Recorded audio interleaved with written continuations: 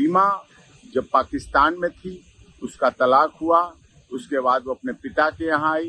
पिता की मौत के बाद सचिन से दोस्ती हुई। सचिन से दोस्ती के बाद उसने इस पाकिस्तान में रहते हुए सनातन धर्म ग्रहण किया। फिर नेपाल आई, नेपाल में सनातन धर्म के अनुसार विवाह किया।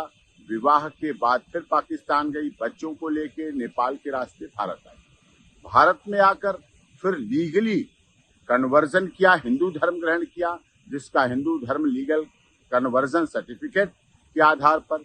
उसके बाद पूरे रीति रिवाज परंपरा के अनुसार सप्तपदी फेरों के साथ विवाह हुआ।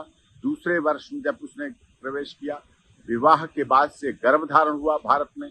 गर्भाधान के बाद बेटी का जन्म हुआ, जिसका सब देश की दुनिया की सहमति से भारती मीना नाम रखा गया। एलियस उसका घर में नाम रखा गया मीरा रह गई। अब इसके बाद सारी प्रक्रिया एटीएस लगातार पहले से अब में और कर रही। एटीएस जांच एजेंसी सारी कर रही है। पुलिस की निगरानी अब भी पहले भी शुरू से अब तक है। उत्तर प्रदेश पुलिस माननीय न्यायालय के आदेश पर सीमा सचिन मीना के घर, अपने पति के घर ससुराल में रह रही है, जो कि भारत में जन्म लिया, भारत का रहने वाला भारतीय है। देश के महामहिम राष्ट्रपति जी के यहाँ उसकी याचिका लंबित है। सारे ओरिजिनल डॉक्यूमेंट जो पाकिस्तान से लाई थी सब सीमा के एटीएस के पास है, जांच कर रही है। सीमा अपने ससुराल और अस्पताल के अलावा आज तक कहीं नहीं गई।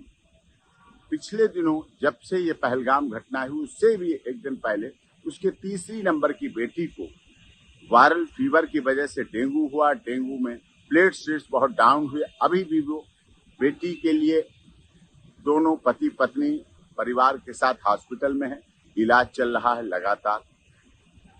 नवजात बच्ची उनके साथ है भारत में बेटी। उसका सर्टिफिकेट उत्तर प्रदेश की माननीय सरकार ने जारी कर रखा है, बर्थ सर्टिफिकेट, और उसके आधार पर है, भारत में रह रही है। उससे इसने पहलगाम की घटना जो दुखद घटना है उससे इसका जोड़ना बिल्कुल गलत है। जो लोग आलोचनावश ऐसा जोड़ रहे हैं, उसकी स्थिति को देखें। भारत की अब बहू है, मीना समाज की सम्मान है और रघुपुरा में रह रही है। देश की सरकार का, माननीय उत्तर प्रदेश की योगी आदित्यनाथ जी की सरकार का, केंद्र सरकार का सदैव उसने पालन किया है। एटीएस की तमाम जांच में सदैव भाग लिया है। पूरी जांच प्रक्रिया चल रही है, चली है। उसमें कहीं कोई उसको गलत और उस तरह से कुछ भी अब तक कोई कुछ नहीं मिले हैं।